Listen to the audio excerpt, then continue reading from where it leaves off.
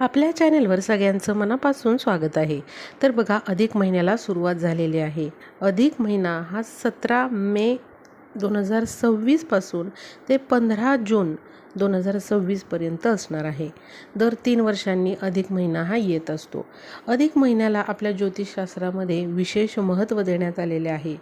अनेक काही कामे जर आपण अधिक महिन्यामध्ये केली तर आपल्या धनवृद्धीमध्ये वाढ होते। त्याचबरोबर आपल्याला येणारे वर्ष सुख समृद्धीचे जाते। त्यामुळे प्रत्येकाने अधिक महिन्यामध्ये ही एक गोष्ट करायची आहे। बघा, तुम्ही बाकीचे उपाय समजा नाही केले, तुम्हाला ते जमले नाही काही कारणाने तरी चालेल, पण तुळशीसमोर आपल्याला ही एक वस्तू अधिक महिन्यामध्ये आवर्जून ठेवायची आहे। तशा तर अधिक महिन्यामध्ये अनेक सेवा उपाय हे केले जातात, कारण अधिक महिना हा श्रीहरी विष्णूंना समर्पित आहे। जेवढी सेवा तुम्ही अधिक महिन्यामध्ये विष्णूंची कराल तेवढीच विष्णू कृपा तुमच्यावर तुमच्या कुटुंबावर होत जाते आणि त्याचबरोबर आपल्या घरामध्ये लक्ष्मी देखील वास करते। कारण जिथे विष्णूंचा वास असतो तिथेच माता लक्ष्मी ही वास करते, त्यांना सोडून ती कुठेही जात नाही। त्यामुळे विष्णूंची कृपा आपल्यावर व्हावी यासाठी या अधिक महिन्यामध्ये आपल्याला जास्तीत जास्त विष्णूंची सेवा करायची आहे आणि त्याचबरोबर माता लक्ष्मीची देखील आपल्याला सेवा करायची आहे। आता बघा, बरेचसे उपाय सेवा हे केले जातात। अधिक महिन्यामध्ये अनेक गोष्टी केल्या जातात, पण प्रत्येकालाच त्या गोष्टी करणं शक्य होत नाही। पण बघा, जरी तुम्हाला काहीही करणं जमलं नाही तरी देखील तुम्ही तुळशीसमोर ही वस्तू ठेवायची आहे। ती कशा प्रकारे ठेवायची आहे हे मी तुम्हाला सांगणार आहे। तर बघा, बऱ्याच जणांना खूप सारे उपाय करायला शक्य नसतं, काहीतरी अडचणी असतात, व्यवसाय नोकरी यामुळे जमत नाही। पण बघा, हा साधा सोपा 1-2 मिनिटाचा उपाय तुम्ही या अधिक महिन्यामध्ये नक्की करून बघा, याची शुभ फळं नक्कीच आपल्याला मिळतात। तर बघा, आता अधिक महिना सुरू आहे, त्यामुळे होईल तेवढे आपल्याला विष्णूंचे नामस्मरण करायचे आहे।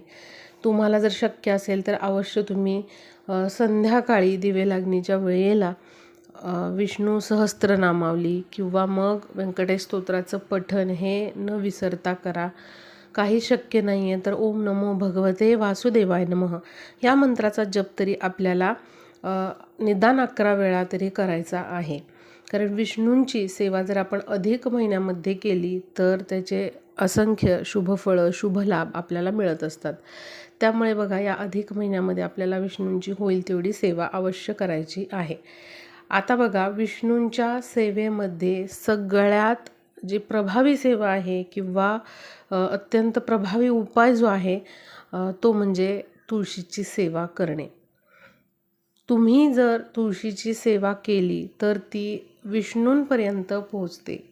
विष्णूंना प्रसन्न करण्याचा, विष्णूंची कृपा मिळवण्याचा एक सोपा जो उपाय आहे तो म्हणजे तुळशीची सेवा करणे। कारण तुळस ही हरिप्रिय आहे, विष्णुप्रिय आहे। जर तुम्ही तुळशीची सेवा केली तर विष्णूंचा शुभ आशीर्वाद आपल्याला नक्कीच प्राप्त होतो।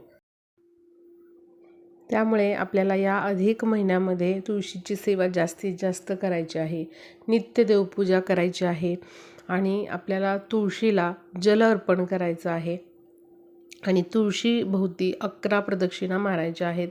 जर तुम्हाला ते शक्य नाही आहे तर तुम्ही स्वतःभोवती 11 प्रदक्षिणा घालायच्या आहेत आणि ओम नमो भगवते वासुदेवाय नमः या मंत्राचा जप करायचा आहे। आता बघा, आपल्याला काय करायचं आहे, तुळशीसमोर एक वस्तू आवर्जून ठेवायची आहे। ती म्हणजे तुम्हाला काय करायचं आहे, रोज संध्याकाळी तुळशीसमोर एक दिवा प्रज्वलित करून ठेवायचा आहे। मातीचा दिवा घ्या किंवा धातूचा दिवा घ्या आणि त्यामध्ये आपल्याला तेल टाकायचं आहे। तिळाचं तेल टाका किंवा तूप वापरलं तरी चालेल आणि त्यामध्ये आपल्याला जोडवाट टाकायची आहे आणि असा हा दिवा आपल्याला रोज संध्याकाळी तुळशीसमोर प्रज्वलित करायचा आहे। हा दिवा तुळशीसमोर प्रज्वलित केल्यामध्ये त्यामध्ये आपल्याला चिमूटभर हळद टाकायची आहे। लक्षात घ्या, हळद ही विष्णूंना अतिप्रिय अशी वस्तू आहे आणि तुळशीच्या समोर लावलेल्या दिव्यामध्ये आपण चिमूटभर हळद जर टाकली तर आपला गुरुग्रह हा प्रभावी होतो आणि लक्ष्मी आपल्या घरामध्ये वास करते, स्थिर राहते आणि ज्या काही आर्थिक अडचणी आहेत तर त्या हळूहळू दूर होतात. तुम्हाला कर्ज असेल किंवा मग काहीतरी आर्थिक अडचणी असतील तर त्या देखील लवकरात लवकर दूर होतात. डोक्यावरील कर्ज दूर होते आणि आर्थिक जे प्रश्न आहेत तर ते हळूहळू सुटू लागतात. तर अशा पद्धतीने या अधिक महिन्यामध्ये आपल्याला संध्याकाळी 6 नंतर तुळशीसमोर एक दिवा प्रज्वलित करून त्यामध्ये चिमूटभर हळद टाकायची आहे. आता हा उपाय कधी करायचा, तर अधिक महिन्यामध्ये तुम्हाला हा उपाय गुरुवारी, त्याचबरोबर मंगळवारी आणि शुक्रवारी या 3 दिवशी करायचा आहे.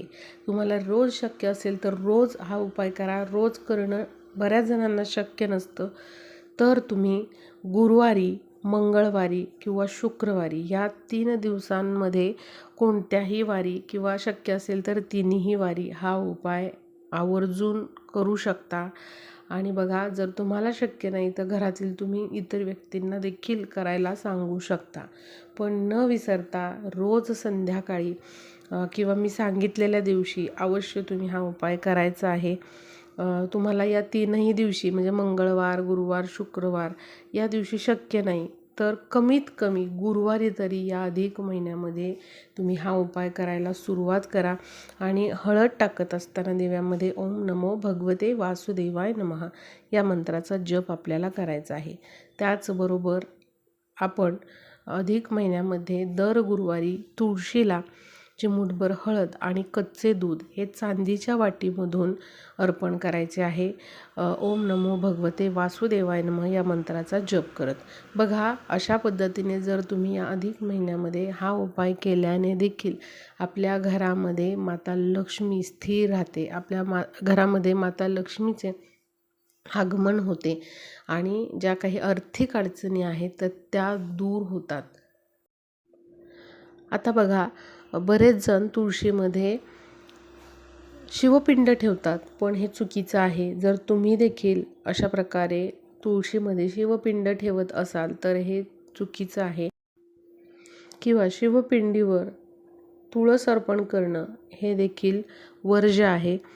तर बघा, तुळशीमध्ये तुम्ही शालिग्राम ठेवू शकता आणि त्याचबरोबर तुम्ही गाय वासरूची छोटीशी मूर्ती जी मिळते पितळेची किंवा पंचधातूची ती देखील ठेवू शकता. पण आपल्याला जे शिवपिंड असते, दगडी शिवपिंड जी ठेवली जाते तर ती मात्र ठेवायची नाही. तर या काही गोष्टींचं पालन आपल्याला करायचे आहे. तर नक्कीच तुम्ही अशा पद्धतीने या अधिक महिन्यामध्ये तुळशीचे हे उपाय करा. निश्चितच आपल्याला याची शुभ फळं मिळतात.